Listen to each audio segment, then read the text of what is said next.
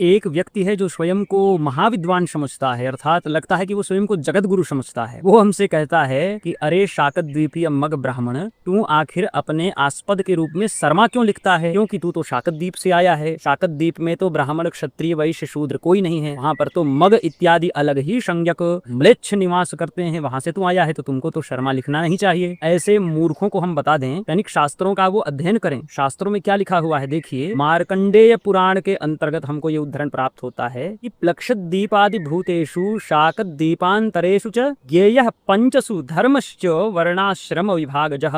इसका तात्पर्य क्या है? इसका तात्पर्य यही है कि केवल जम्बू द्वीप मात्र में वर्णाश्रम नहीं है। वर्णाश्रम तो प्लक्ष इत्यादि, शाक इत्यादि अन्य द्वीपों में भी है, लेकिन वहाँ के जो ब्राह्मण हैं उनको ब्राह्मण नहीं कहा जाता। उनको किसी को मग कह देते हैं, किसी को कुछ कह देते हैं, किसी को ऋतव्रत कह देते हैं। इस प्रकार से सबकी अलग अलग संज्ञा है, लेकिन इसका ये तात्पर्य नहीं कि वहां पर ब्राह्मण नहीं है। ये तो यहाँ तक कहा गया है शास्त्रों में कि केवल जम्बू द्वीप ही एक ऐसा क्षेत्र है जहां पर वर्ण संकर इत्यादि विद्यमान है, अन्य द्वीप तो शुद्ध वर्ण वाले हैं। ये उद्धरण हमको शास्त्रों में प्राप्त होता है।